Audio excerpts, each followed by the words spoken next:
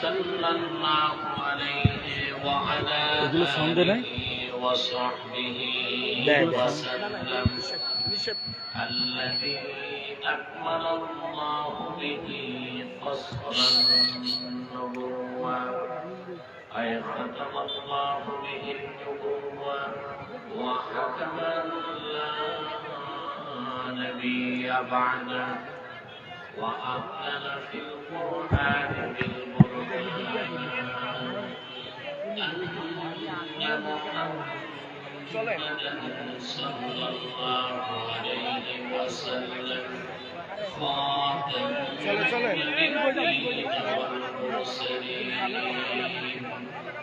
الذي أرسله بالحق بشيرا ونذيرا وداعيا إلى الله بإذنه وسراجا منيرا فقد قال الله تعالى في كلامه المجيد والفرقان الحميد أعوذ بالله من الشيطان الرجيم بسم الله الرحمن الرحيم وأزلفت الجنة للمتقين غير بعيد هذا ما توعدون لكل أواب حفيظ من خشي الرحمن بالغيب وجاء بقلب منيب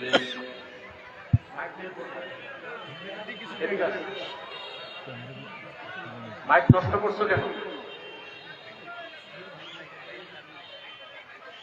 কিন্তু মাইকের অপারেটর কোথায়?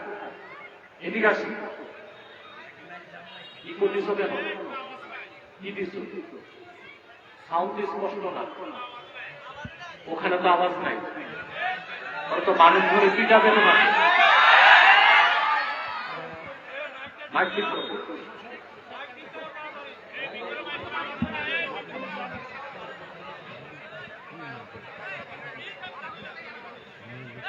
صدق الله العظيم وصدق رسوله النبي الكريم ونحن على ذلك من الشاهدين والشاكرين والحمد لله رب العالمين إن الله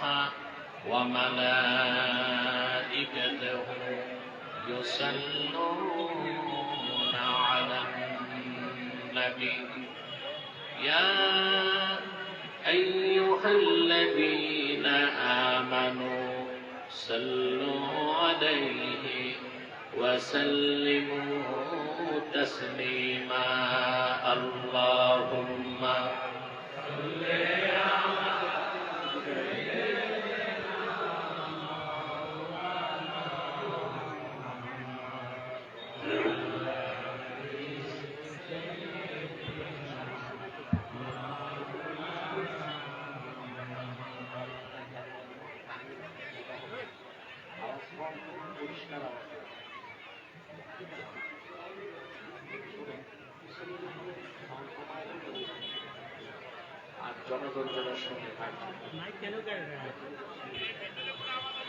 محمد قرن اللهم صل على سيدنا مولانا محمد وعلى آله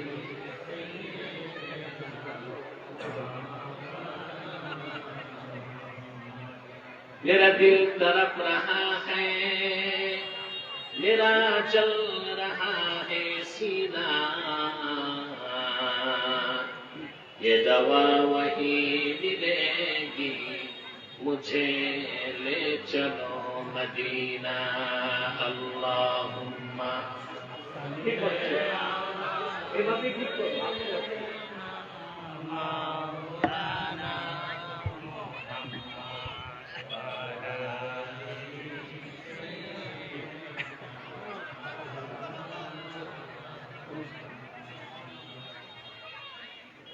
আপনাদের এলাকার কিছু উচ্ছৃঙ্খল মানুষ হেলিকপ্টারের এখানে ঝামেলা করতেছে, আপনারা 8-10 জন যান। এরা উচ্ছৃঙ্খল কিছু লোক, যারা পুলিশের কথাও শুনতেছে না। 10 জন যান এবং পুরো মাঠ খালি করে দেন। না, মাইক রাখবে না ওখানে। এখন আর কেউ থাকবে না, পাগল, নির্বোধ আর বাচ্চা ছাড়া। ঠিক না? সব তো এখানে। কিছু তো উচ্ছৃঙ্খল মানুষ থাকে ঝামেলা করতে, এদেরকে সরাই দিলেই হবে ইনশাআল্লাহ। গানে না লাগে محبت قرن اللهم صل على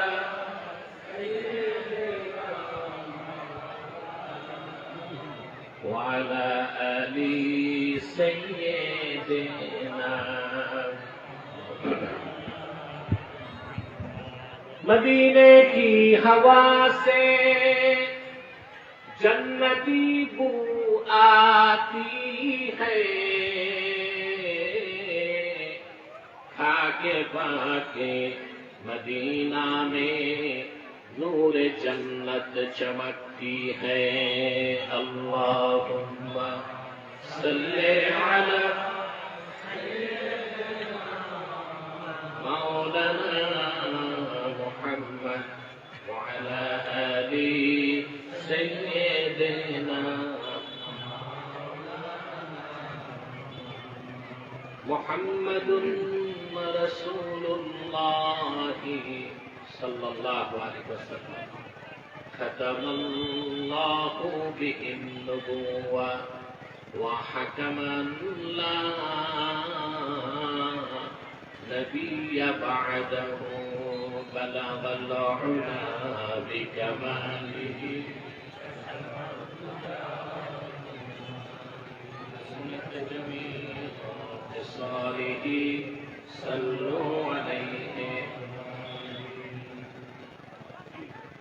গোয়ালগাঁও নোরানি হাফিজিয়া মাদ্রাসা এতিমখানার উদ্যোগে আয়োজিত আজকের এই তাফসীরুল কোরআন মাহফিলের সম্মানিত সভাপতি জনাব খন্দকার মুনির মেম্বার, উপস্থিত সম্মানিত প্রধান অতিথি জনাব হাফিজুল্লাহ খোকন সাহেব, হাজারাত উলামায়ে কেরাম, তুলাবায়ে ইজাম, দুপুরবেলা চরম ব্যস্ততার মধ্যেও যারা আজকের এই মহতি মাহফিলে উপস্থিত হয়েছেন, স্বেচ্ছায় সানন্দে স্বতঃস্ফূর্তভাবে মনের আনন্দে, তাদের সকলকে আমার পক্ষ থেকে হৃদয় নিংড়ানো ভালোবাসা, শুভেচ্ছা এবং অভিনন্দন জ্ঞাপন করছি। সবটুকু শুকরিয়া আল্লাহ তাআলার জন্য, যিনি আমাদেরকে এখানে আসার বসার তৌফিক মেহেরবানি করে ভিক্ষা দান করেছেন। সেজন্য আসুন আমরা সকলে একবার অবনত চিত্তে হৃদয়ের আবেগ অনুভূতি উজাড় করে সমবেত কণ্ঠে বলি আলহামদুলিল্লাহ।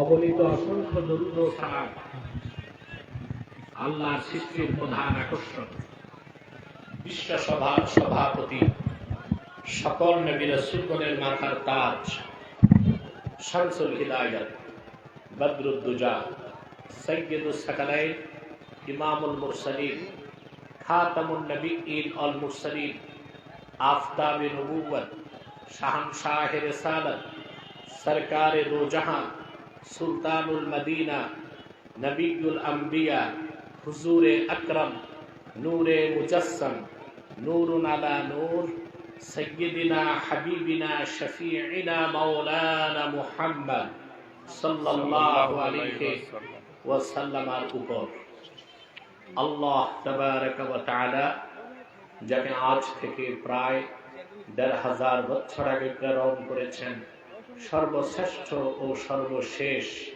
নবী ও রাসূল হিসেবে যার পরে আজ পর্যন্ত অবশ্যই কোন প্রকার নবী কিংবা রাসূল অবশ্যই আসে নাই, অবশ্যই এখনো নাই, অবশ্যই কিয়ামত পর্যন্ত আসবে না। সম্মানিত সুধী, এই যে বরকতপূর্ণ মাহফিলে আসতে পেরেছেন, এতে আপনারা খুশি না বেজার? এখানে আসার পেছনে পার্থিব, জাগতিক, সামাজিক, রাজনৈতিক কোন স্বার্থ আছে? আবার ধরছে কেন মাইকটা? ঠিক আছিল তো, আবার ধরছো কেন? না, আমারটা ঠিক রাখো, দূরে দরকার নাই, ঠিক করো, ঠিক করো। মাইক ভালো, অপারেটর ভালো না, সেটিং করতে পারে না। আপনারা আজকে ধৈর্যের সাথে কম আওয়াজ হলেও চুপচাপ থাকবেন। কানে আওয়াজ যাচ্ছে তো স্পষ্ট? আমাদের এখানে আসার পেছনে পার্থিব জাগতিক কোন স্বার্থ, আমরা এসেছি আল্লাহ তার রাসূলের সন্তুষ্টি অর্জন করতে। ঠিক কিনা? ঠিক মতো তো বললেন না। হেঁটে এসেছেন, জিন্দেগীর সমস্ত সগীরা গুনাহ মাফ হয়ে গেছে। সুবহানাল্লাহ। বসে আছেন, ঠিক আসরের আগে আমরা হাত উঠাবো, মুনাজাত হবে না? এককভাবে না সম্মিলিত ভাবে?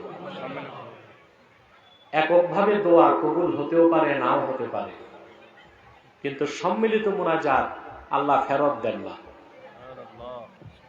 মুআজ্জাম তাবারানীর হাদিস, রাসূলুল্লাহ সাল্লাল্লাহু আলাইহি ওয়াসাল্লাম ইরশাদ করেছেন, মা রাফা'a কওমুন আকুফাহুম ইলাল্লাহি তাআলা ইয়াসআলুনাহু শাইআন ইল্লা কানা হাক্কান আলাল্লাহি আন ইয়াদা ফি আইদিহিম আল্লাযী সাআলুহু। আল্লাহর হাবিব ইরশাদ করেছেন, আমার উম্মতের মানুষেরা যদি দলবদ্ধভাবে আল্লাহর কাছে হাত তুলে কিছু যদি চায়, আল্লাহর উপর হক হয়ে যায়, তারা যা চায় আল্লাহ তাদের হাতে তা দিয়ে দেন। খুশি আছেন? তাহলে আমরা যখন মুনাজাত করব, আমাদের দোয়াও কবুল হবে, তওবাও কবুল হবে। এতে আমরা খুশি? বেজারকে জোরে। শয়তানের একটা প্রজেক্ট চালু আছে, মুনাজাতের আগে উঠানো যায় কিনা? আমরা কি শয়তানকে সুযোগ দেব? নেক নিয়ত করতে পারবো? আমরা নিয়ত করছি, কিছুক্ষণ পরে আজকের মুনাজাত করে গুনাহ মাফ করে নিষ্পাপ বেহেশতি আল্লাহওয়ালা হয়ে বাড়ি যেতে চাই। কারা কারা হাত তুলে আল্লাহকে দেখান? আল্লাহ কবুল করুন, মঞ্জুর করুন। আমার যে ভাইরা সড়কে দাঁড়ায় আছেন, কোরআনের মাহফিলের ইজ্জতে 2 কদম হেঁটে মূল প্যান্ডেলে চলে আসুন। মাহফিলের পরিবেশ যত সুন্দর হবে, আপনাদের কবর জীবন তত সুন্দর হবে। আপনারা সব লোক যদি বসতেন, আমাদের মাহফিলের প্যান্ডেলটা ভরে যেত, ডেকোরামটা সুন্দর হতো। ঠিক কিনা? আজকে আমি আপনাদের সামনে তেলাওয়াত করেছি সূরা কফ থেকে। বলুন তো কোন সূরা? 3টি আয়াত তেলাওয়াত করেছি, 31, 32 এবং 33। আসুন তেলাওয়াতের মাধ্যমে আলোচনায় প্রবেশ করি। আউযু বিল্লাহি মিনাশ শাইতানির রাজীম। বিসমিল্লাহির রাহমানির রাহিম। وأزلفت الجنة للمتقين غير بعيد هذا ما توعدون لكل أواب حفيظ من خشي الرحمن بالغيب وجاء بقلب মুরিব। আল্লাহ তাআলা বলেন ওয়া উজলিফাতিল জান্নাতু লিল মুত্তাকিনা গায়রা বাঈদ। আই কুররিবাতিল জান্নাতু লিল মুত্তাকিনা গায়রা বাঈদ। কাল কিয়ামতের দিন মুত্তাকি বান্দাদের জন্য জান্নাতকে নিকটবর্তী করা হবে। এত আস্তে তাও তো হলো না।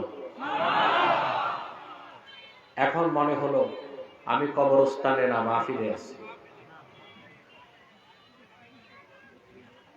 মুত্তাকি বান্দাদের জন্য জান্নাতকে নিকটবর্তী করা হবে, আর মুত্তাকি ও জান্নাতের মাঝখানে জিরো ডিস্টেন্স, কোনো দূরত্ব থাকবে না। গায়রা বাঈদ, মুত্তাকিগণ একেবারেই জান্নাতের কাছে থাকবে, জান্নাত তাদের কাছে থাকবে। বলেন সুবহানাল্লাহ। অনেক বড় সুসংবাদ না?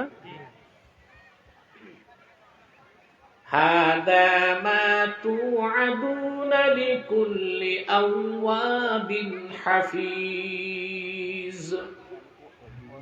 যে প্রতিশ্রুতি দেওয়া হয়েছে আল্লাহর পক্ষ থেকে প্রত্যেক দিনই নেককার ঈমানদার বান্দা যে আল্লাহ অভিমুখী এবং আল্লাহর বিধানগুলোকে হেফাজত করে। বলেন সুবহানাল্লাহ। তাদের চরিত্র কি? মান খাশিয়ার রাহমান বিল গায়বি ওয়া জাআ বিকলবিন মুনীব। যারা তাদের রব রহমানকে ভয় পায় না দেখে, গায়েবকে বিশ্বাস করে রহমানকে ভয় করেছে, আর আল্লাহর কাছে উপস্থিত হবে একটি পবিত্র, সুস্থ, বিনয়ী, অনুগত অন্তর নিয়ে। বলেন সুবহানাল্লাহ।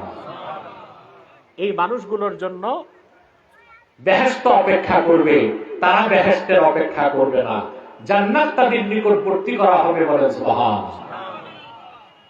আমরা কি এই আল্লাহর পক্ষ থেকে যে সুসংবাদ, এটার মুস্তাহিক হতে চাই? তাহলে আমাদের হতে হবে কি? আগে তো সাবজেক্ট বুঝতে হবে। কি হতে হবে? মুত্তাকি। রাসূলুল্লাহ সাল্লাল্লাহু আলাইহি সাল্লামের প্রত্যেক ঈমানদার উম্মত জান্নাতে যাবে। আবার বলছি, আল্লাহর হাবিব মুহাম্মদ সাল্লাল্লাহু আলাইহি সাল্লামের প্রত্যেক ঈমানদার উম্মত বেহেশতে যাবে, যত বড় গুনাহগার হোক। সুবহানাল্লাহ। যত বড় গুনাহগার হোক। আল্লাহ রাব্বুল আলামিন কোরআন কারীমে তার হাবিবকে বলেন, ওয়ালা সাওফা ইউতিকা রাব্বুকা ফাতারদা। হাবিব আমার মুহাম্মদ সাল্লাল্লাহু আলাইহি ওয়াসাল্লাম, আল্লাহ তার হাবিবকে বলেন, আপনার রব আপনাকে আখিরাতে এত বেশি নিয়ামত দিবেন, আপনি রাজি হয়ে যাবেন, খুশি হয়ে যাবেন। লক্ষ্য করে দেখুন, হাসর ময়দানে পূর্বের লক্ষাধিক নবীর চেষ্টা হবে আল্লাহকে রাজি করা, আর আল্লাহর চেষ্টা থাকবে তার হাবিবকে রাজি করা।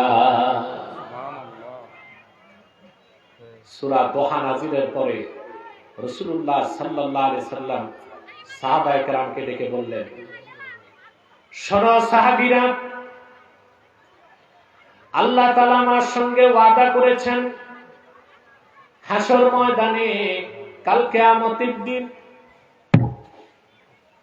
যতক্ষণ আমি রাজি না হই, আমার আবেদন তিনি শুনেই যাবেন, আমার দরখাস্ত তিনি মঞ্জুর করে যাবেন, আমাকে তিনি রাজি করবেন। আমি তোমাদের সঙ্গে ওয়াদা করে যাই, লা আরদা ওয়া ওয়াহিদুম মিন উম্মতি ফিন্নার। আমার একজন উম্মত যতক্ষণ জাহান্নামে থাকবে, আমি রাসূল রাজি হব না। আমার সকল উম্মতকে আল্লাহ যখন বেহেশত দিয়ে দিবেন, আমি আল্লাহকে ডেকে বলবো, ইয়া রাব রাদিতু, আয় আমার রব, আমি রাজি হয়ে গেলাম। সুবহানাল্লাহ। তো রাসূলুল্লাহর প্রত্যেক উম্মত যার আমলনামায় শিরক কুফর নাই, গুনাহগার হোক, বেহেশতে যাবে কিনা? যাবে। পার্থক্য একটা, রাসূলুল্লাহর উম্মতের যারা ঈমানদার নেককার মুত্তাকি তারা যাবে বিনা আযাবে জান্নাতে, আর যারা গুনাহগার তারা জান্নাতে যাবে আযাবের পরে। এখন আপনাদের কাছে আমার প্রশ্ন, আপনারা কি ফার্স্ট চান্সে বিনা আযাবে জান্নাত চান, না ট্রানজিট করে জাহান্নাম হয়ে জান্নাত চান? এটাই তো সফলতা। কথা বলেন। আপনাদের মধ্যে ভ্রমণ বিলাসী থাকতে পারে যে জান্নাত তো পাবই, তো জাহান্নামটা একটু দেখে নেই, এরকম আছে নাকি? আমরা চাই মুত্তাকি ফার্স্ট চান্সে বিনা আযাবে ফার্স্ট চান্সে বেহেশত চান। কারা কারা হাত তুলে রাখে? এবার সাবজেক্টটা বুঝে যাবেন। ঈমান আনলে ব্যক্তিকে বলা হয় মুমিন, আনুগত্য প্রদর্শন করলে তাকে বলা হয় মুসলিম, আর যখন আল্লাহর ভয় হৃদয়ে লালন করে গুনার কাজ ছেড়ে দেয় তাকে বলা হয় মুত্তাকি। বুঝতে পেরেছেন? আগে কি ঈমান, মুমিন হতে হবে, তারপর শরীয়ত মেনে মুসলিম। আর আল্লাহর ভয় যখন হৃদয়ে চলে আসে, গুনার কাজ ছেড়ে দেয় বান্দা, তখন সে সুপার ক্লাসের মুসলিম হয়, তার নাম মুত্তাকি। তো জান্নাত যদি যেতে চান শুধু মুসলিম হলে হবে না পরিপূর্ণ মুসলিম হতে হবে? ঈমান আনার পরে পরিপূর্ণ মুসলিম হবার জন্য সবচেয়ে বড় পুঁজি, সবচেয়ে বড় ইনভেস্টমেন্ট হচ্ছে তাকওয়া।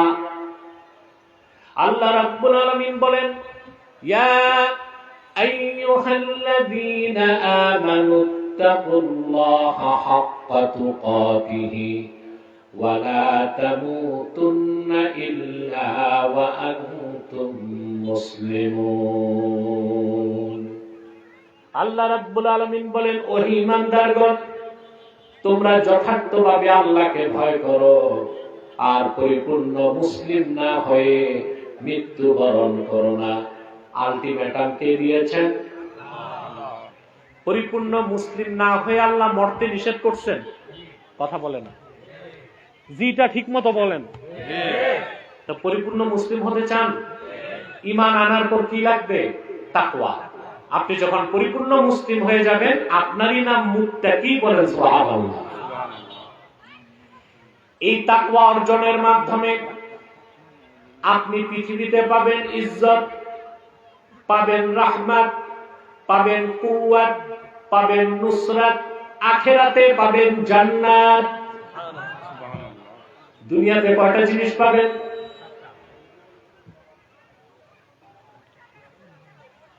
তোমাদেরকে বসাতে পারলাম না, দুঃখ আমার। একটু সামনে যে বসে গেলে কত সুন্দর হয়। একটু ডান পাশে যে বসে যাও। যারা রোডে এসে নতুন করে দাঁড়িয়েছেন, চুপচাপ নিচে এসে আদবের সাথে বসুন, এতে বেশি বরকত পাবেন। প্রিয় ভাইরা, কথা শুনতেছেন? যদি আপনি ঈমান আনার পর আল্লাহকে ভয় করে চলতে পারেন, তাকওয়া অর্জন করেন, দুনিয়াতে কয়টা জিনিস পাবেন? জোরে আমি বলি, আপনি গণনা করেন। রাহমাত, জোরে, আরো জোরে। ইজ্জত, কুওয়াত, নুসরাত। সুবহানাল্লাহ। আল্লাহকে যারা ভয় করবে, ঈমান আনার পর রাসূলুল্লাহর আশিক উম্মত হবে, তাদের জন্য আল্লাহ দুনিয়াতে 4টা জিনিস ওয়াজিব করে দিবেন। সুবহানাল্লাহ। তার প্রথমটা হচ্ছে রাহমাত। মুত্তাকিদের জন্য তো আল্লাহর রহমত। আল্লাহ রাব্বুল আলামিন বলেন, ইন্না রাহমাতাল্লাহি করিবুম মিনাল মুহসিনিন। নিশ্চয়ই যারা আল্লাহর মুহসিন বান্দা, মুত্তাকি বান্দা, আল্লাহর রহমত তাদের নিকটবর্তী। বলেন সুবহানাল্লাহ। ঈমান আনয়নের পরে এই পৃথিবীতে যারা তাকওয়া অর্জন করে পরিপূর্ণ মুসলিম মুত্তাকি হতে পারবে, আল্লাহ তাআলা এই জমিনে তাদেরকে রহমতের চাদর দিয়ে ঘেরাও করে রাখবেন। প্রথম হচ্ছে রাহমাত। প্রথম কি? দ্বিতীয় হচ্ছে ইজ্জত। যারা মুত্তাকি হবে, পরিপূর্ণ মুসলিম, আল্লাহ তাদেরকে অপার্থিব সম্মান ও মর্যাদা দান করবে। প্রকৃত সম্মান তাকওয়ার পথে। কিসের পথে? তাকওয়া ছাড়া যে সম্মান, এটা সম্মান না, এটা ট্যাক্সই না। ট্যাক্সই কথা বলে না। বিগত 16 বছর যারা দুর্দণ্ড প্রতাপ নিয়ে চলেছে, এখন তারা কোথায়? সম্মান পাঞ্চার হয়ে গেছে। যাদের গাড়িতে ফ্ল্যাগ থাকতো, আগে পিছে পুলিশ দৌড়াতো, পুলিশ স্যালুট দিত, এই লোকগুলো কেউ কেউ জঙ্গলে, কেউ কেউ জেলে, বাকিরা মামার বাড়িতে। যে পুলিশ তাদেরকে এত সম্মান দিত, ওই পুলিশই তাদের হাতে হাত করা দিয়া চোরের মতো টেনে আদালতে উঠায়। এটা কি সম্মান? না। কথা বলো। সম্মান হচ্ছে তাকওয়ার পথে। যে যত বেশি তাকওয়া অর্জন করবে, আল্লাহ তার সম্মান তত বাড়ায় দিবেন। সুবহানাল্লাহ। কোরআনে কারীমে আল্লাহ রাব্বুল আলামিন বলেন, ইয়া আইয়ুহান নাসু ইন্না খালাকনাকুম মিন যাকারিন ওয়া উনসা وجعلناكم شعوبا وقبائل لتعارفوا إن أكرمكم عند الله يتقاكم। আল্লাহ রাব্বুল আলামিন বলেন, ওহে মানব জাতি, আমি তোমাদেরকে একজন পুরুষ থেকে আরেকজন নারী থেকে সৃষ্টি করেছি, অতঃপর তোমাদেরকে বিভিন্ন বংশে এবং গোত্রে বিন্যস্ত করেছি। নিশ্চয় তোমাদের মধ্যে আল্লাহর কাছে তার মর্যাদা বেশি, যার অন্তরে আল্লাহর তাকওয়া বেশি। সম্মান কি রাজনীতিতে? কথা বলেন না। সম্মান হচ্ছে তাকওয়ার পথে। তাহলে আপনি যদি আল্লাহকে ভয় করে পরিপূর্ণ মুসলিম হন, প্রথম পাবেন রাহমাত, 2 নম্বরে এই সাউন্ডটা মাইকের আরেকটু কমবে, কানে লাগে, একটু কমবে। কথা শুনতেছেন ভাই? 2 নাম্বার কি? ইজ্জত চান। 3 নাম্বার হচ্ছে কুওয়াত, শক্তি। এই পৃথিবীতে এমন কোন মানুষ নাই যে সম্মান আর শক্তি এই দুইটা জিনিস চায় না, পাগল ছাড়া। সবাই কি চায়? সম্মান চায় আর শক্তি। শক্তি চায়। শক্তি না থাকলে পৃথিবীতে থাকতে পারবেন? বইপত্রের কথা কি কেউ মানে এখন? কথা বলে। রাতের অন্ধকারে একটি স্বাধীন রাষ্ট্র ভেনিজুয়েলার প্রেসিডেন্টকে মার্কিন যুক্তরাষ্ট্রের প্রেসিডেন্ট ছিনতাই করছে। এটাই নাকি ডেমোক্রেসি, এটাই মানবতা। এটা কি হইল? Might is right. জোরে জোর যার, জোর যার মূল্যতা। তাহলে শক্তি লাগবে কিনা? এই পৃথিবীতে যারা বস্তুবাদী, ভোগবাদী, নৈরাজ্যবাদী, প্রকৃতি পূজারী, পরকাল অবিশ্বাসী, তারা শক্তি খোঁজে 4টি জায়গায়। কয়টি জায়গায় বলবো? মানি, টাকা। তারা মনে করে টাকা শক্তি। আপাত দৃষ্টিতে তাই মনে হয়, টাকা যার আছে তার কোনো আইন নেই। কথা বলে। বিগত 16 বছরে ফেসিবাদকে দোষারোপ করেন। ফেসিবাদের লাইফলাইন হিসেবে যারা টাকা পয়সা দিয়ে ফেসিবাদকে জাগ্রত রেখেছিল, সেই শিল্পপতি, পুঁজিপতিদেরকে কেন আইনের আওতায় আনা হবে না? কারণ টাকা খরচ করছে। কি খরচ করছে? যারা অভ্যুত্থানে নেতৃত্ব দিছে তাদেরকে ভোগ দিছে, ভোগ। হিন্দুরা মূর্তিরে কি দেয়? ভোগ দেয়। তো যারা অভ্যুত্থানে নেতৃত্ব দিচ্ছে 2-4 জন ভালো, ওসমান হাদির মতো তো আর সব ভালো ছিল না। এদেরকে ভোগ দিয়া পুঁজিপতি, শিল্পপতি যারা অলিগার, ওরা এদের মুখ বন্ধ করে দিছে। ওরা আগেও ব্যবসা করছে, দেশ একটা লুটপাট করছে, এখনো ব্যবসা করছে, দেশ একটা লুটপাট করছে। বাংলাদেশে একটা কথা আছে, চোর ডাকাত ভয় পায় পুলিশকে, পুলিশ ভয় পায় উকিলকে, উকিল ভয় পায় সাংবাদিককে, নাকি? চোর ডাকাত ভয় পায় কাকে? পুলিশ ভয় পায়, উকিল ভয় পায় সাংবাদিককে। সাংবাদিক তো মারাত্মক। কিছু সাংবাদিক ভালো আছে, স্টেজেও একজন আছে, ভালো তো ভালোই, আর পাশেও একজন আছে। আর অধিকাংশ সাংবাদিক বাংলাদেশে কলম সন্ত্রাসী।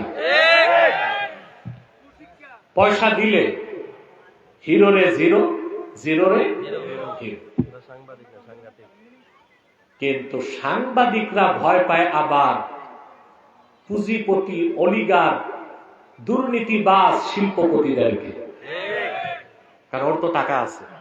কি আছে? টাকা আছে। তা মানুষ শক্তি খুঁজে কয় জায়গায়? মানি।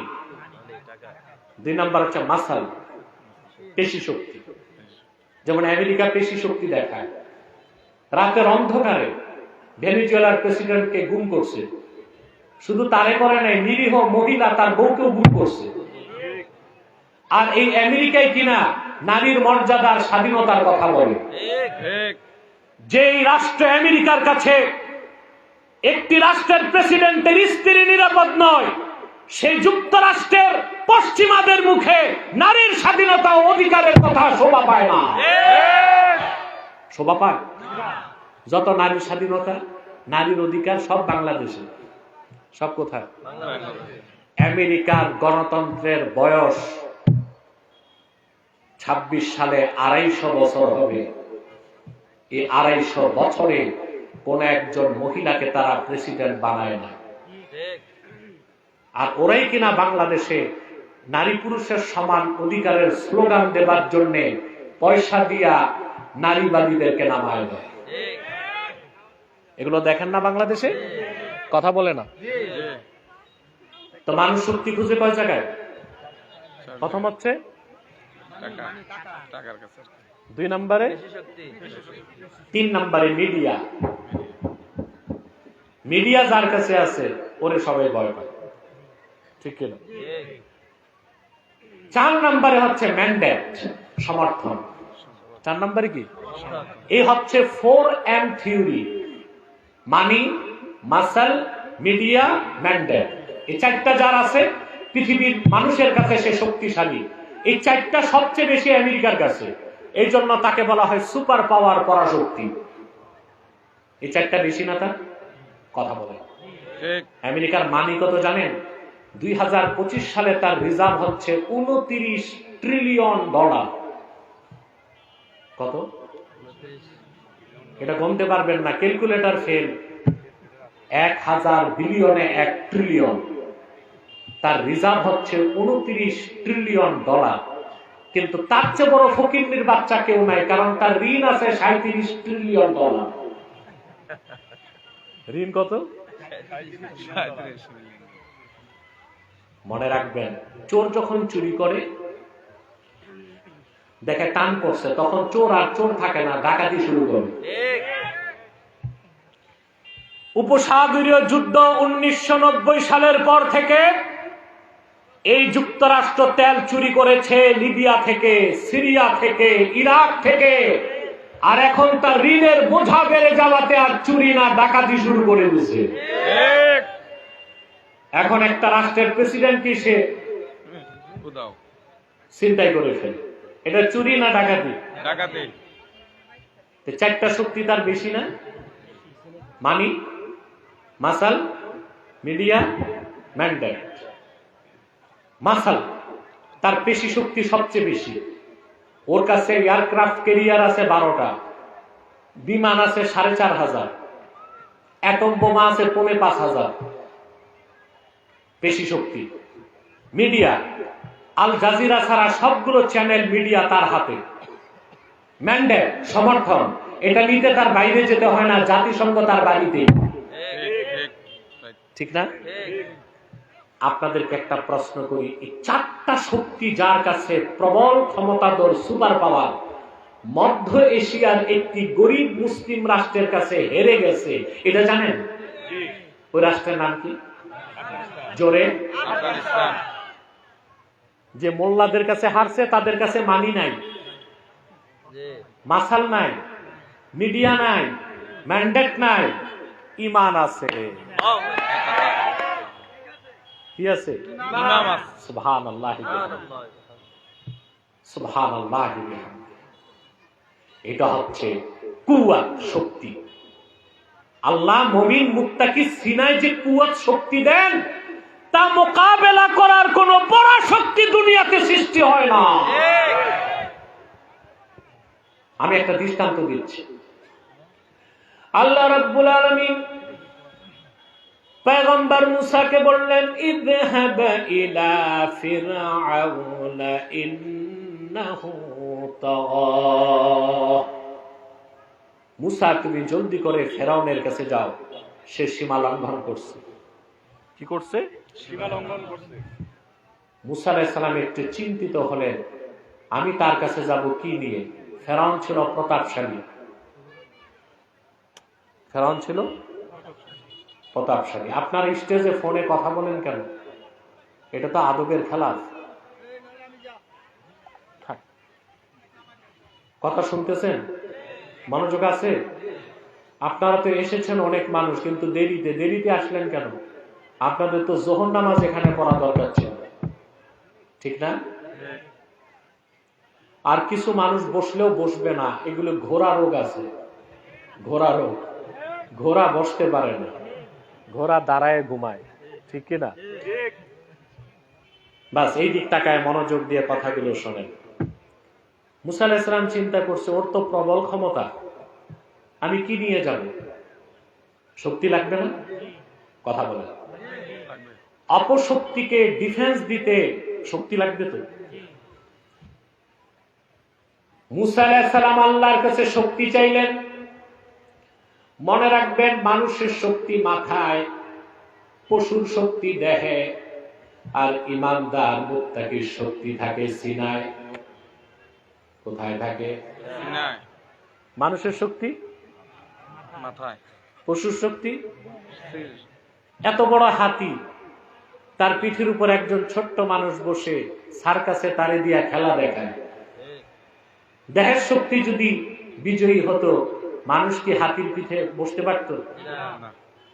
ছোট্ট মানুষটা এত বিশাল হাতিকে যেমনি খুশি অন্যে চালায়, কারণ মানুষের শক্তি মাথায়, পশুর শক্তি দেহে, আর মুত্তাকি মুমিনকে শক্তি দেওয়া হয় জোরে। ফেরাউনের তো প্রবল শক্তি, তার যে টেরিটরি, ভূখণ্ড ছিল 9.5 লক্ষ বর্গ কিলোমিটার। তার ঘোড়সওয়ার বাহিনী ছিল 80,000। তার ছিল প্রচুর সম্পদ। তার বুদ্ধি দেওয়ার জন্য উপদেষ্টা পরিষদও ছিল ফেরাউনের। এখন আছে না উপদেষ্টা পরিষদ? কথা বলেন। ফেরাউনেরও ছিল। ফেরাউনের ফাইন্যান্সিয়াল অ্যাডভাইজার, অর্থমন্ত্রী ছিল কারুন। তার পলিটিক্যাল অ্যাডভাইজার, রাজনৈতিক উপদেষ্টা ছিল হামান। তার বিত্ত, বৈভব, টাকা পয়সা কোনো কিছুর অভাব ছিল না। মুসা আলাইহিস সালাম তাকে মোকাবেলা করার জন্য আল্লাহর কাছে শক্তি চাইলেন। মাথার শক্তি নয়, দেহের শক্তি নয়, সিনার শক্তি। তিনি আল্লাহকে ডেকে বললেন, ক্বালা রাব্বিশরাহ লি সাদরি ওয়া ইয়াসসির লি আমরি ওয়াহলুল উকদাতাম মিন লিসানি ইয়াফকাহু কওলি। হযরত মুসা আল্লাহকে ডেকে বললেন, আমার রব, তুমি আমার সিনাটাকে উন্মুক্ত করে দাও। শক্তি চাইলেন কই? আমি বুঝলাম না, আপনারা যথেষ্ট লোক আছেন, আপনাদের ভয়েস নাই কেন? রাগ করছেন না? কথা বুঝেন না? না দুপুর বেলা ঘুমাচ্ছেন? দেখবো কে কে ঘুমান, হাত উঠান। আমি বুঝতে পেরেছি, জুমার দিন দুপুর 12টায় মসজিদে যে বাঙালি ঘুমায়, কিন্তু ফুটবল খেলা দেখতে বসলে আর ঘুম আসে না। এটি তো আমাদের রোগ, ঠিক কিনা? ঠিক। তাহলে কথা শোনেন মনোযোগ দিয়ে। মুসা আলাইহিস সালাম শক্তি চাইলেন, তিনি বললেন, আল্লাহ তুমি আমার বক্ষটাকে উন্মুক্ত করে দাও। অন্তরে ইয়াকিন যত বাড়ে সিনা তত বড় হয়। এটা ফিতা দিয়া ইঞ্চি মাপলে হবে না। ইয়াকিন যত বাড়ে তাকওয়ার মাধ্যমে সিনা তত প্রশস্ত হয়। হতে হতে মুমিনের সিনার প্রশস্ততা আকাশের প্রশস্ততার চেয়েও ব্যাপক হয়ে যায়। মুসা আলাইহিস সালাম আল্লাহকে ডেকে বলেন, আল্লাহ তুমি আমার বক্ষটারে খুলে দাও, আমার কাজ আমার জন্য সহজ করে দাও, আর আমার মুখে যে জড়তা আছে এটা দূর করে দাও, যেন আমার বক্তব্য মানুষেরা বুঝে। সুবহানাল্লাহ বলবেন। বাকি ঘটনা আমি বলবো না, শুধু সাবজেক্ট কি তা বুঝাচ্ছি। লড়াইতে বিজয় হলো কার? ফেরাউনের না মুসা নবী?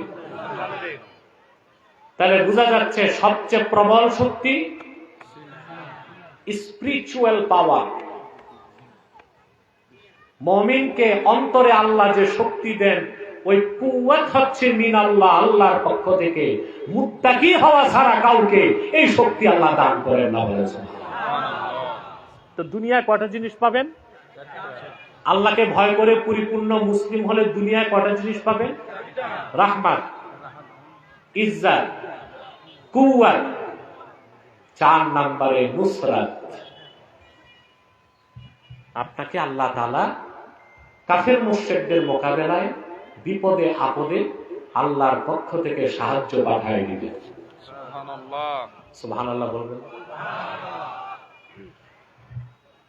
বুখারী শরীফের হাদিস, রাসূলুল্লাহ সাল্লাল্লাহু আলাইহি সাল্লামের জলিলুল কদর সাহাবী ছিলেন আউফ ইবনে মালিক আল আশজাঈ।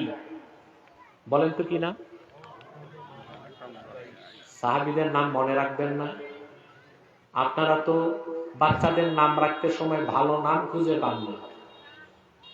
কি কি নাম রাখে বাঙালি, এগুলোর কোনো অর্থ কোনো ডিকশনারিতে নাই, বুঝলেন না?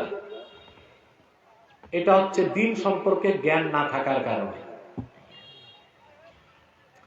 অনেকে আবার বাংলাদেশে ইসলামী সংস্কৃতির নাম রাখে না, বাঙালি সংস্কৃতির নাম রাখে।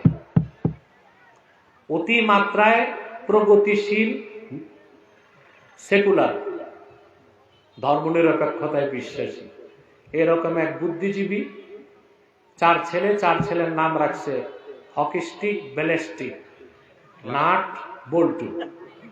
3 মেয়ে নাম রাখছে কবিতা, ববিতা, নবনীতা। এই নাম রাখছে কেন? কারণ উনি সেকুলার, ধর্মনিরপেক্ষতায় বিশ্বাসী। ইসলামী নাম রাখলে ইসলামী সংস্কৃতির প্রকাশ ঘটে।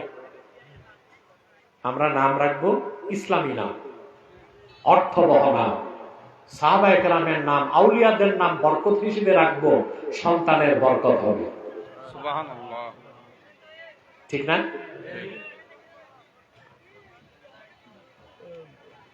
কিছু স্বেচ্ছাসেবক বামে যাও, ওগুলো ইয়াজুজ মাজুজের কাজ নিছে, একেবারে মাঠ থেকে সরাও। ওগুলো শ্রোতা না, শ্রোতা না, ওগুলো শ্রোতা না। না, সব মাঠে কেউ নাই, আশেপাশে কোথাও নাই ভলান্টিয়ার ছাড়া। ডিস্টার্ব যেগুলো করতেছে ওগুলো ওখানে করতেছে, এটি তো ডিস্টার্ব করে। প্রিয় ভাইরা, মনোযোগ আছে? থাক, গেলে আরো সমস্যা। বস, আমি যে ধমক দিই ওটাই কাজ হয়, আপনারা গেলে সমস্যা বেড়ে যাবে। বাচ্চারা তো আনন্দ পায়, ওরা তো আর বুঝে না কোনটা ডিস্টার্ব কোনটা ডিস্টার্ব না, ওদেরকে কন্ট্রোল করতে হয়। প্রিয় ভাইরা, আউফ ইবনে মালিক আল আশজাঈ একমাত্র সন্তান কাফেররা গুম করে ফেলছে, মরুভূমিতে নিয়ে বন্দী করে ফেলছে। এক বাপের এক সন্তান হারিয়ে গেলে দুঃখটা কেমন লাগে? সাহাবী এবং সাহাবীর স্ত্রী অঝর ধারায় কান্নাকাটি করতে লাগলেন। সাহাবীর স্ত্রী সাহাবীকে বললেন, বেহুদা কান্নাকাটি করে তো কোনো লাভ নাই, জলদি করে আল্লাহর হাবিবের কদমে চলে যান, একটা সমাধান আল্লাহর পক্ষ থেকে পাবেন। বুক ভরা দুঃখ আর চক্ষু ভরা পানি নিয়ে আউফ ইবনে মালিক আল-আশজাঈ রাদিয়াল্লাহু তাআলা আনহু আল্লাহর হাবিবের কদমে চলে আসলেন। আল্লাহর হাবিবের কাছে তিনি যখন তার শিকায়ত করলেন, আমার একমাত্র কলিজার টুকরা সন্তানকে কাফেররা ছিনতাই করে নিয়ে গেছে, আমি আমার সন্তান ফেরত চাই। আল্লাহর হাবিব তাকে নসিহত করে বললেন, ইত্তাকিল্লাহ ওয়াসবির, তুমি আল্লাহকে ভয় করো আর ধৈর্য ধারণ করো। সমাধানের জন্য রাসূলুল্লাহ আমল দিলেন কিসের? তাকওয়া। কথা বলে না। আল্লাহর হাবিব তাকে বললেন, ওয়া আমুরুকা ওয়া ইয়াহা আন তাস্তাকসিরা মিন কওলি লা হাওলা ওয়ালা কুওয়াতা ইল্লা বিল্লাহ। আর আমি তোমাকে তোমার স্ত্রীকে আমল দিচ্ছি সন্তান হারানোর বিপদ থেকে বাঁচার জন্য তোমরা স্বামী স্ত্রী দুইজন বেশি বেশি পড়ো লা হাওলা ওয়ালা কুওয়াতা ইল্লা বিল্লাহিল আলিয়্যিল আযীম। দোয়াটা মনে থাকবে? বিপদে পড়লে আগে পুলিশের কাছে দৌড় দিবেন, দোয়াটা বলবেন। এই দোয়া হচ্ছে কানজুম মিন কুনুজিল জান্নাহ। রাসূলুল্লাহর উম্মতকে কত বড় জিনিস আল্লাহ দিবেন, আপনি যদি ধৈর্যের সাথে বিপদের সময় পড়েন, পাহাড় সমান বিপদ আপনার জন্য পানির মতো তরল হয়ে যাবে। আউফ ইবনে মালিক আল-আশজাঈ রাদিয়াল্লাহু তাআলা আনহু চোখের পানি মুছতে মুছতে বাড়ি আসলেন। প্রিয়তমা স্ত্রী জিজ্ঞেস করলেন, আল্লাহর হাবিব কি সমাধান দিয়েছেন? সাহাবী বললেন, ইন্না রাসূলুল্লাহি সাল্লাল্লাহু আলাইহি ওয়াসাল্লাম আমারানি ওয়া ইয়াকে আন নাস্তাকসিরা মিন কওলি লা হাওলা ওয়ালা কুওয়াতা ইল্লা বিল্লাহিল আলিয়্যিল আযীম। সাহাবী বললেন, আল্লাহর রাসূল সাল্লাল্লাহু আলাইহি ওয়াসাল্লাম সন্তান হারানোর বিপদ থেকে বাঁচার জন্য তোমাকে আর আমাকে বলেছেন আমরা যেন বেশি বেশি পড়তে থাকি লা হাওলা ওয়ালা কুওয়াতা ইল্লা বিল্লাহিল আলিয়্যিল আযীম। সুবহানাল্লাহ। সাহাবী আল্লাহর উপর ভরসা রাখলেন, আল্লাহকে ভয় করলেন, ধৈর্য ধরলেন, আমল করতে লাগলেন। আরেকদিকে তার সন্তানকে মুক্ত করার দায়িত্ব আল্লাহ নিজের হাতে তুলে নিলেন।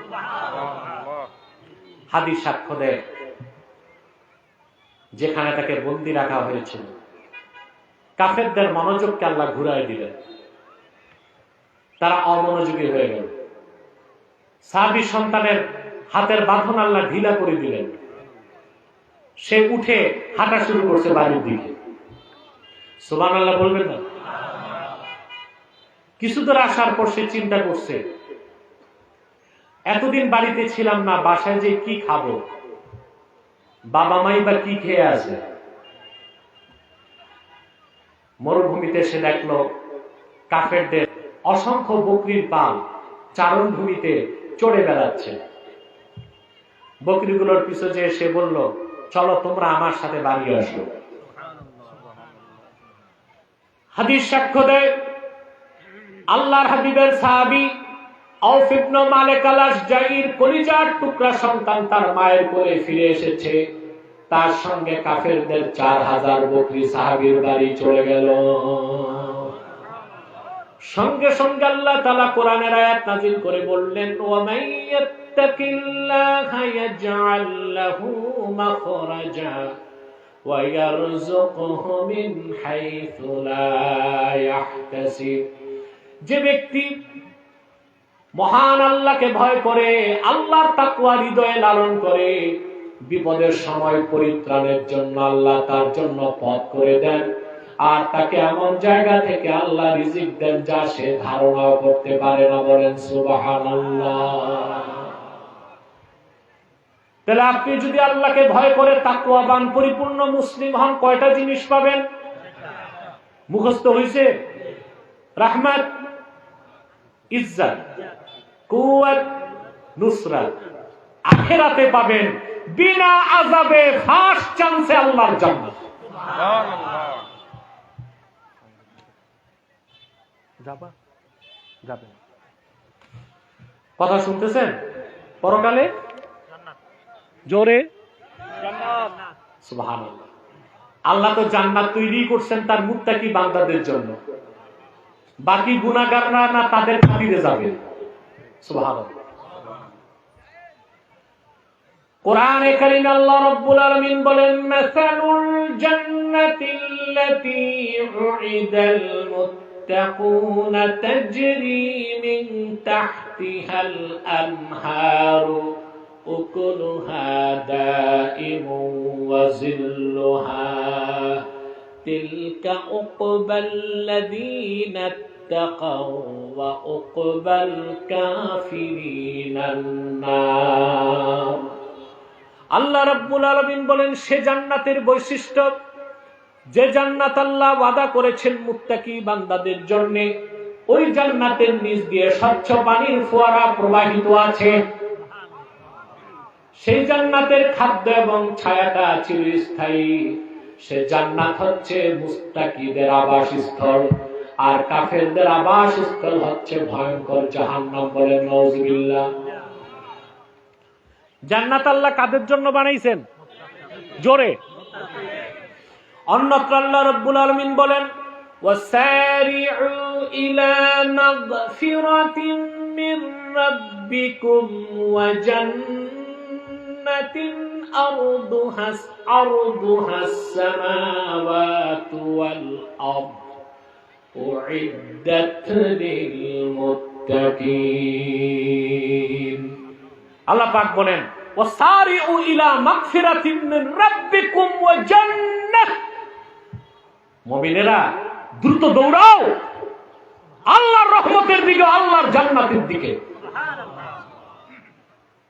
যে জান্নাতের প্রশস্ততা আকাশ ও জমিনের প্রশস্ততার মতো। উইদ্দাত লিল মুত্তাকিন, তা বানানোই হয়েছে মুত্তাকিদের জন্য। বাকি গুনাহগাররা যাবে তাদের খাতিরে। সুবহানাল্লাহ বলবেন না?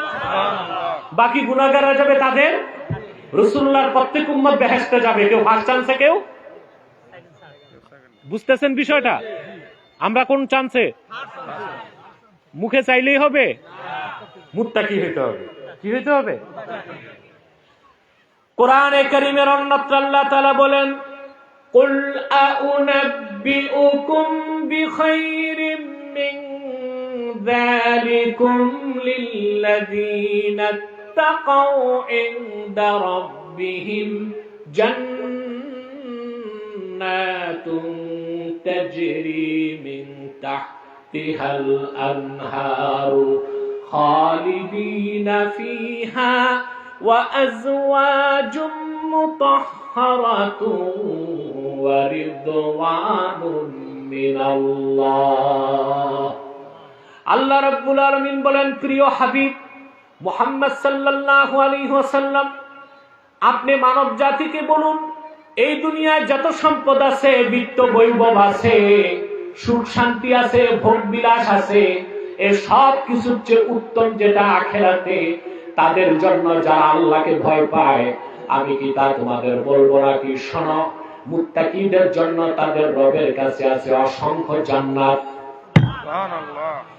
যে জান্নাত সমূহের নিচ দিয়ে স্বচ্ছ পানির নহর প্রবাহিত, ওই জান্নাতগুলোতে মুত্তাকিগণ অনন্তকাল বসবাস করবে।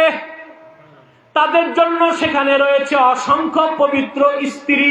আল্লাহু আকবার। একজন দুইজন না, এক একজন মুত্তাকি বেহেশতে 70 জন করে পবিত্র স্ত্রী পাবে। দুনিয়ায় কয়টা? জোরে পারলে পারলে পারলে না পারলে একটা। মানে একদম না পারলে একটাও না, মোটামুটি পারলে একটা। আমাদের দেশে কিছু মৌলবী সাহেব আছে, ওয়াজ করে বলে 4 বিয়ে করা সুন্নাত। এটা কিতাবের কোথাও নেই। 4 বিয়ে করা সুন্নাত না, 4 বিয়ে করা জায়েজ, কিন্তু শর্ত আছে, পারলে লাগলে। আল্লাহ বলেছেন ফানকিহু মা তাবা লাকুম মিনান নিসাই মাথনা ওয়া সুলাসা ওয়া রুবা' ওয়া ইন খিফতুম আল্লা তা'দিলু ফাওয়াহিদা। তোমরা তোমাদের পছন্দের স্ত্রীদেরকে বিয়ে করো 2টা, 3টা, 4টা। যদি জাস্টিস তাদের মধ্যে ন্যায় বিচার করতে পারবা না এই ভয় থাকে, তাহলে অবশ্যই একটা। কয়টা? পারলে আরো, পারলে আরো, পারলে আপনার 2টা জিনিস লাগবে। একটা হচ্ছে ইকোনমিক্যাল ফিটনেস, আর একটা হচ্ছে বডি ফিটনেস। তো বাঙালির তো কোনোটাই নাই, এক বলতেই তো কাজ, তো 4টা করে আবার কেমন করে? ইনসাফ করতে না পারলে কয়টা? একটা। মনে থাকবে? আমি জানি না কেউ কে এখানে 2 বউ আছে কিনা, থাকলে ভালো, ইনসাফ করবে। মাওলানা আশরাফ আলী থানভী রহমতুল্লাহ, ওনার কোনো সন্তান হয় নাই, বুঝলেন? প্রথম বিয়ে করার পর কোনো সন্তান নাই, মুরিদদের চাপাচাপিতে আরেকটা বিয়ে করছে। এখন বিয়ের পর তো বুঝেন 2 স্ত্রীতে ঝগড়া। তিনি সিদ্ধান্ত নিলেন তার ছোট স্ত্রী ছেড়ে দিবেন। তখন বুজুর্গ মানুষের বউ তো, আখলাক তো ভালো, তো বড় স্ত্রী বলছেন না, বিয়ে যখন করছেন রাখেন, আমি তাকে বোনের মতো দেখব। থানভী সাহেব কি করতেন জানেন? মুরিদরা যে হাদিয়া আনতেন, হাদিয়া পাল্লায় মাপতেন। একটা তরমুজ 2 টুকরা করে পাল্লায় মেপে 2 স্ত্রীকে দিতেন। আপনি ইনসাফ পারবেন? কথা বলেন। আপনার তো বাঙালি, দ্বিতীয় বিয়ে করার পর দেখা যায় প্রথম স্ত্রীর কাছে 1 বছরও যান না, দ্বিতীয়টার কাছে চিল্লাপুরা। ঠিক কিনা? না, ইনসাফ করতে হবে। কি করতে হবে? কিন্তু জান্নাতে প্রত্যেক মুত্তাকি পাবে 70 জন করে পবিত্র স্ত্রী। সুবহানাল্লাহ বলবেন? আল্লাহ বলেছেন তারা হচ্ছে পবিত্র স্ত্রী। দুনিয়ার স্ত্রীগুলো যত সুন্দরী হোক, মিস ওয়ার্ল্ড, বিশ্ব সুন্দরী হোক, কথা আছে মেয়েদের বেলায় 20তে বুড়ি। বয়স বাড়লে তার চামড়া কুচকে যাবে, চেহারার গ্ল্যামারাস কমে যাবে, সৌন্দর্যে ভাটা পড়বে, এক সময় আপনার আকর্ষণ আর থাকবে না। কিন্তু জান্নাতে আল্লাহ যে আজওয়াজুল মুতাহহারা, পবিত্র স্ত্রী দিবেন, বেহেশতীরা তাদের সৌন্দর্য উপভোগ করার পরে চোখ সরায় আবার তাকাবে, সৌন্দর্য বেড়ে যাবে। যতবার তাকাবে সৌন্দর্য বাড়তে থাকবে, কখনো তাদের সৌন্দর্য কমবে না, তারা অপবিত্র হবে না। সুবহানাল্লাহ বলেন। এখন একটা প্রশ্ন আসে না, আমাদের বেহেশতে কি বাচ্চা কাচ্চা হবে নাকি? কথা বলেন। ইউটিউবাররা ভালো মতো শুনবা, প্যাচ লাগাইবা না। প্রশ্ন আসে না, বাচ্চা কাচ্চা হবে কিনা? আহমদ বিন হাম্বল তার মুসনাদে হাদিস নকল করেছেন, আল্লাহর হাবিব সাল্লাল্লাহু আলাইহি ওয়াসাল্লামকে জিজ্ঞেস করা হয়েছে জান্নাতে সন্তান হবে কিনা। আল্লাহর হাবিব বলেছেন এরকম কোন নিয়ম আল্লাহ রাখেন নাই, তবে কেউ যদি সন্তান চায় 1 মুহূর্তেই তার সন্তান হবে, সন্তান খালাস হবে, কোনো দিন লাগবে না। বলেন সুবহানাল্লাহ। ওয়া রিদওয়ানুম মিনাল্লাহ, আর বেহেশতীদের জন্য থাকবে আল্লাহর সন্তুষ্টি। এটা সবচেয়ে বড় নেয়ামত। বুখারী শরীফের হাদিস, আল্লাহর হাবিব সাল্লাল্লাহু আলাইহি ওয়াসাল্লাম ইরশাদ করেছেন तमाम বেহেশতীরা যখন জান্নাতে ঢুকে যাবে, স্বয়ং আল্লাহ তাআলা তাদের সামনে উপস্থিত হয়ে বলবেন, আমার জান্নাতি বান্দারা তোমরা রাজি আছো নাকি? বেহেশতীরা বলবে, রব্বুল আলামিন, তোমার আখিরি নবী নূর নবীজি মুহাম্মদ সাল্লাল্লাহু আলাইহি ওয়াসাল্লামের উম্মত হওয়ার খাতিরে আমাদেরকে তুমি যা দিয়েছো, সম্মান করেছো, সৃষ্টি জগতে কাউরে এত সম্মান দাও নাই, আমরা রাজি আছি। আল্লাহ ডেকে বলবেন, রে বান্দা, সবচেয়ে বড় নিয়ামত এখনো দেই নাই, আমি আজকে ঘোষণা দিচ্ছি, আমি আল্লাহ তোমাদের উপর রাজি হয়ে গেলাম। আর কোনদিন নারাজ হব না। সেটা আল্লাহ বলেছেন ওয়ারিদওয়ানুম মিনাল্লাহ, এই জান্নাত, জান্নাতের এই নেয়ামত, আল্লাহর সন্তুষ্টি, এই সব কিছু কাদের জন্য? মুত্তাকিদের জন্য। সেই জন্য এই মিয়া তোমরা উঠছো কেন তিনজন? হ্যাঁ, কোনো তাড়াহুড়া চলবে না। আজকে নামাজ 10 মিনিট পরে পড়লেও তো হবে। সময় কত এখন? ইয়া আল্লাহ, আমি তো টের পাই নাই, 1 ঘন্টা হয়েছে কথা বলতেছি, আমার ঘড়ি টড়ি নাই। আপনারা বলবেন না যে হুজুর 1 ঘন্টা হয়েছে, আর কিছু সময়, ঠিক আছে না? আমরা আসরের আগে ছেড়ে দিব। ইমাম সাহেব আর মুয়াজ্জিন সাহেব অধৈর্য হইেন না, আজকে কমিটি মানবে 10 মিনিট দেরি হইলে। ইমাম সাহেবরা তো চিন্তায় থাকে কখন চাকরি যায়, বুঝেন না? এক ইমাম সাহেবের চাকরি চলে গেছে, কাঁদতেছে। এলাকার মুসল্লিরা জিজ্ঞেস করছে চাকরি গেছে কেন? আমি নিজেও তো বুঝি না, রোজার দিন গোসল করছি, পুকুরে ডুব দেওয়ার আগে চাকরি ছিল, ডুব দিয়ে আসা দেখি চাকরি নেই। বলে কেন? ওই মুতুল্লিটা হারামজাদা, সে বলে আমি নাকি রোজার দিন ডুব দিয়া পানি খেয়েছি। তো ডুব দিয়া পানি খেয়েছি, মুতুল্লি দেখছে কেমনে? এটা হচ্ছে ইমাম সাহেব খেদানোর একটা ফন্দি, ঠিক কিনা? আপনাদের দেশে ইমাম সাহেবদের পক্ষে আপনাদের থাকতে হবে। এই দেশের সবচেয়ে নিরীহ হচ্ছে মসজিদের ইমামরা। বাজারে একটা দারওয়ানের বেতন হয় 10,000 টাকা, আর ইমামের বেতন দেয় 3,500 টাকা। অথচ ধর্ম উপদেষ্টা আশ্বাস দিচ্ছে তাদের বেতন বাড়াবে, কি করবে না করবে সব কাগজে কলমে আছে। আমার দেশে প্রত্যেক মসজিদের ইমামের সর্বনিম্ন বেতন হওয়া উচিত 15,000 টাকা, ঠিক কিনা? এছাড়া ইমাম সাহেবের চলতে পারে না।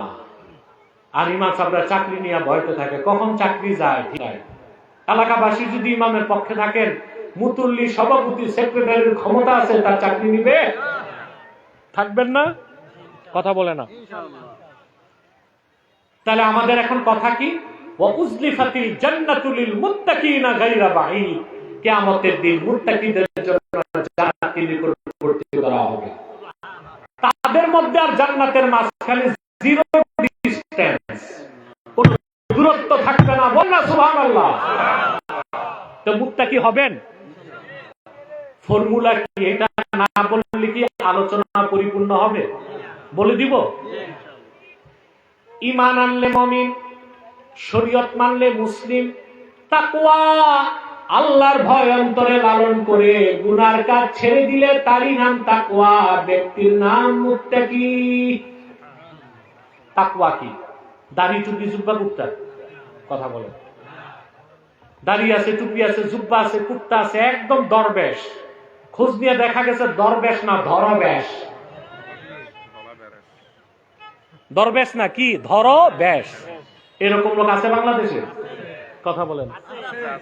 5 ওয়াক্ত নামাজ পড়তেছে, ছেলে একটা সিঙ্গাপুর, একটা মালয়েশিয়া, টাকা যা পাঠাইছে সব বুড়া সুদে লাগাইছে। নামাজ ঠিক আছে, নামাজ পড়তে পড়তে কপালে দাগ পড়ে গেছে।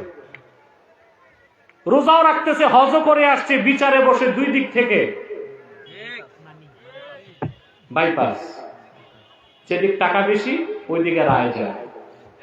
এগুলো আছে 14 গ্রামে। এটা তো কুমিল্লা সদর। সুয়াগাজী আছে নাকি? আমি সুয়াগাজীর উপর দিয়ে আসছি, চিনতে পারছি উপর থেকে এটা সুয়াগাজী। এগুলো আছে দেশে? বিচার আচারে ঘুষ খাওয়া না, এটা তাকওয়া না, ব্যক্তি মুত্তাকি না। তাকওয়া ওয়াকায়াকি, ওয়াকায়া থেকে তাকওয়া, আল্লাহর ভয়তে শরীয়তের হুকুমগুলো মানা, নিষেধগুলো ছাড়া। অর্থাৎ যে আল্লাহকে ভয় পায় সে কখনো নিরন্তর গুনার কাজ করতে পারে না। যার অন্তরে আল্লাহর ভয় আছে সে ব্যক্তি সুদ খাবে, ঘুষ খাবে, কলম ঠেকায় দুর্নীতি করবে, আরেকজনের ক্ষেতের সীমানা ধাক্কাবে। কথা বলে। তাকওয়া ছাড়া ভালো মুসলমানও হওয়া যায় না, ভালো নাগরিকও হওয়া যায় না, ভালো অফিসারও হওয়া যায় না, ভালো মন্ত্রীও হওয়া যায় না, ভালো প্রধানমন্ত্রীও হওয়া যায় না। আপনি কি দিয়া মানুষকে ভালো করবেন? আইন দিয়া? কথা বলে না। আইন দিয়ে? বাংলাদেশ ফলো করে কোন দেশকে? না, বাংলাদেশের অধিকাংশ রাজনীতিবিদ হচ্ছে পশ্চিমাপন্থী।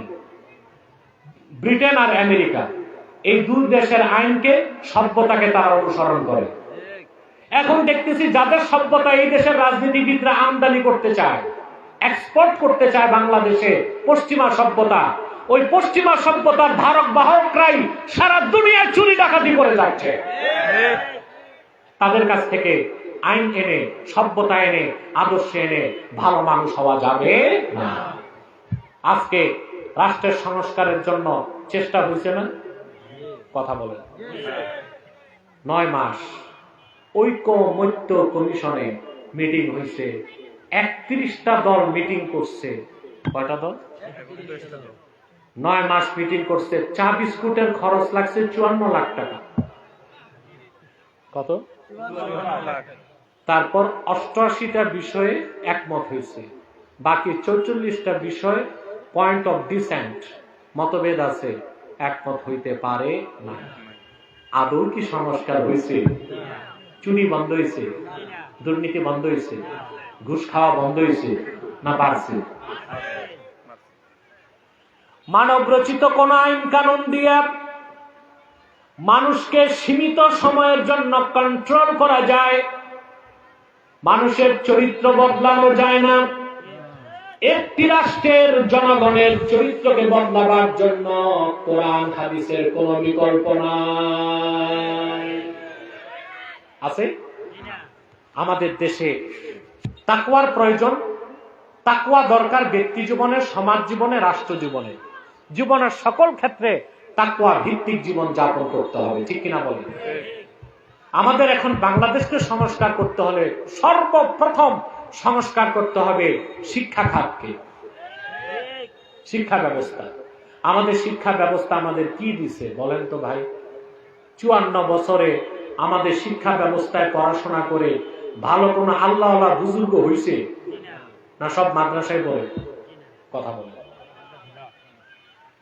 এই প্রচলিত শিক্ষা ব্যবস্থা কোন বুজুর্গ আল্লাহওয়ালাও দিতে পারে নাই, বিশ্বমানের কোন বিজ্ঞানী, দার্শনিক, গবেষকও দিতে পারে নাই। কি দিছে? ঝাঁকে ঝাঁকে অফিসার।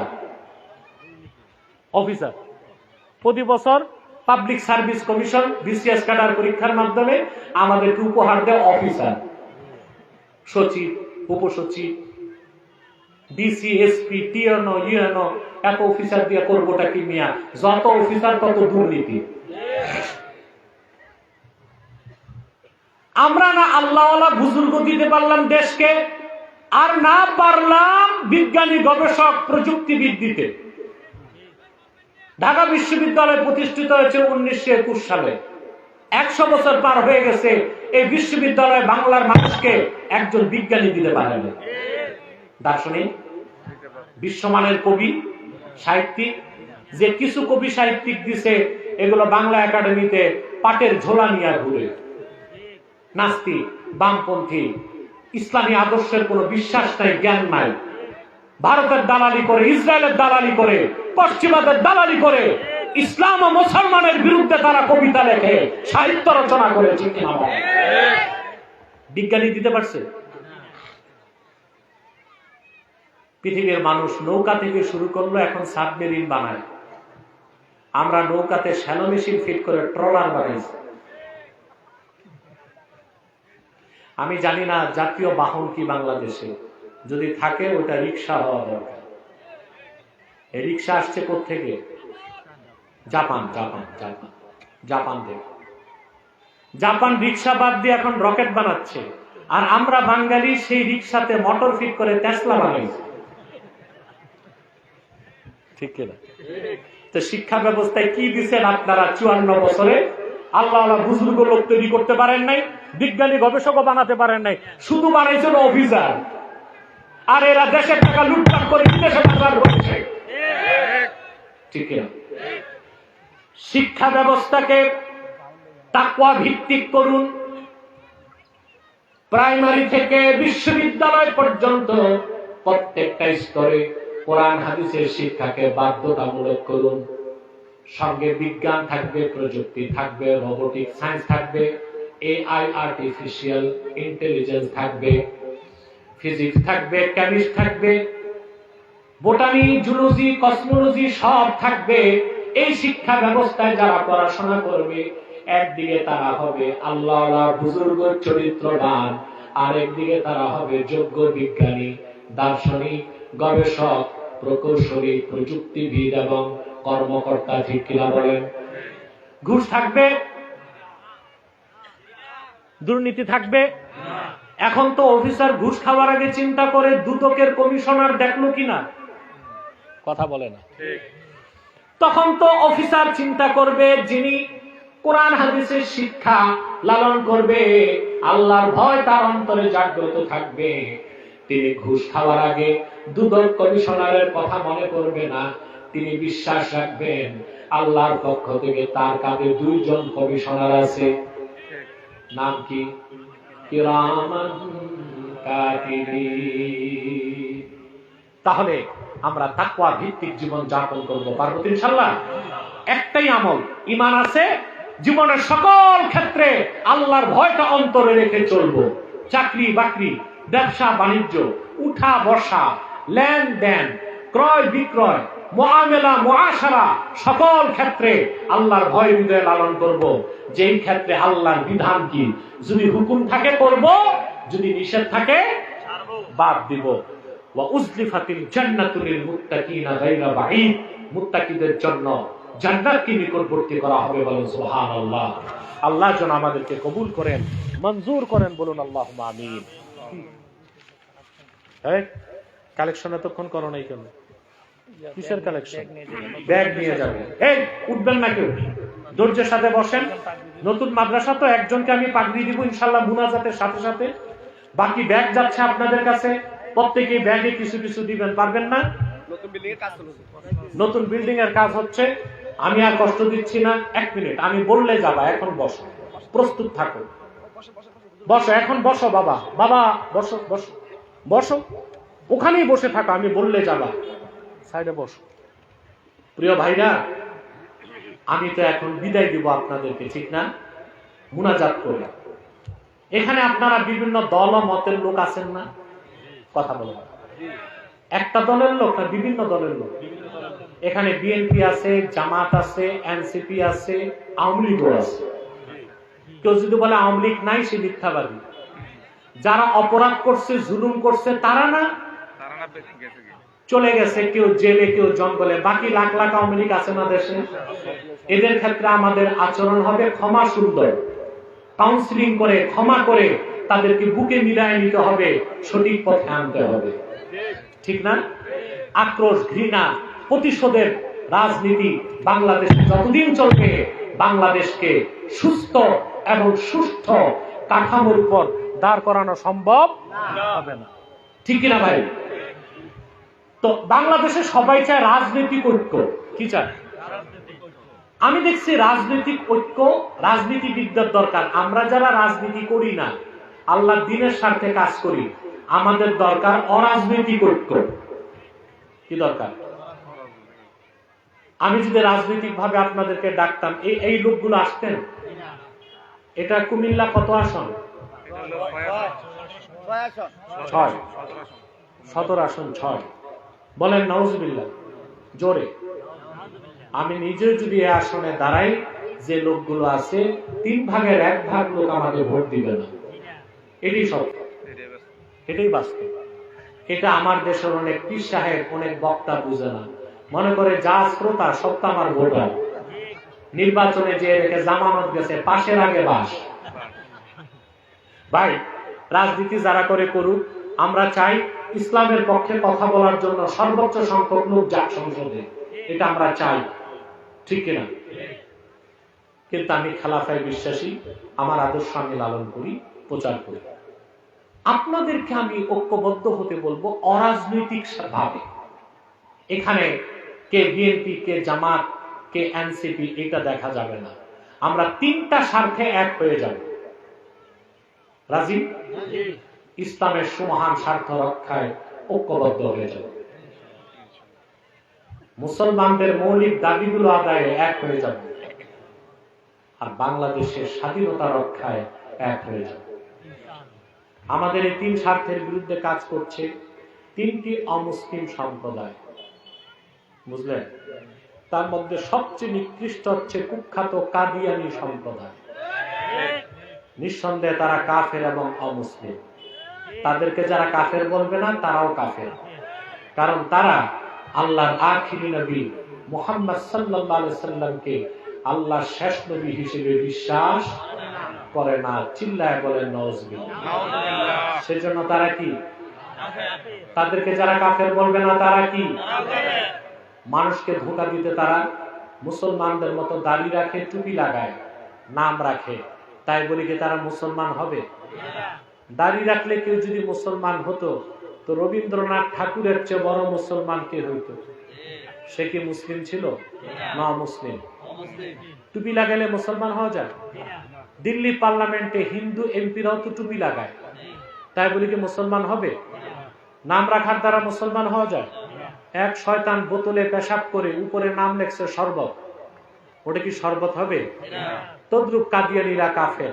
আব্দুল আউয়াল, আব্দুল সামাদ, মোবাশ্বের আলী, কবির চৌধুরী, শাহরিয়ার কবির, নিঝুম মজুমদার, এসব নাম রাখার দ্বারা তারা মুসলমান হতে পারে না।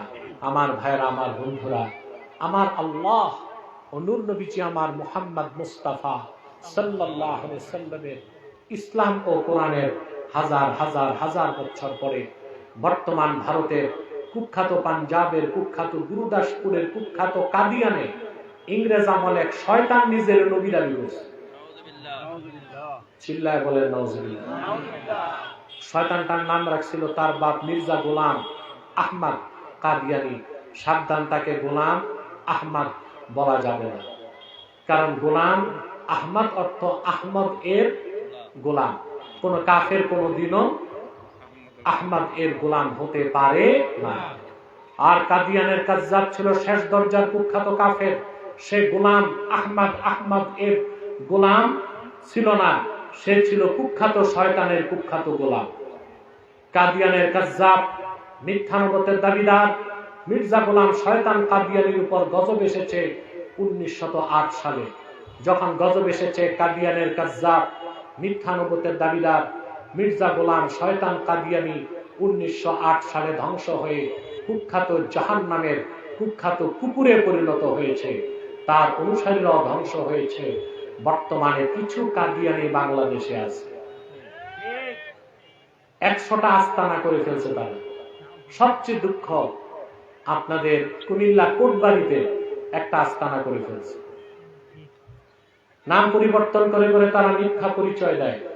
কখনো নিজেদের পরিচয় দেয় আহমদি জামাত, কখনো বলে আহমদিয়া জামাত, কখনো বলে আহমদি সম্প্রদায়, কখনো বলে আহমদিয়া সম্প্রদায়, কখনো বলে আহমদি মুসলিম জামাত, কখনো বলে আহমদিয়া মুসলিম জামাত। সাবধান, যত কাদিয়ানি ছিল, আছে, থাকবে, তারা কেউ আহমদি জামাত নয়, আহমদিয়া জামাত নয়, আহমদি সম্প্রদায় নয়, আহমদিয়া সম্প্রদায় নয়, আহমদি মুসলিম জামাত নয়, আহমদিয়া মুসলিম জামাত নয়।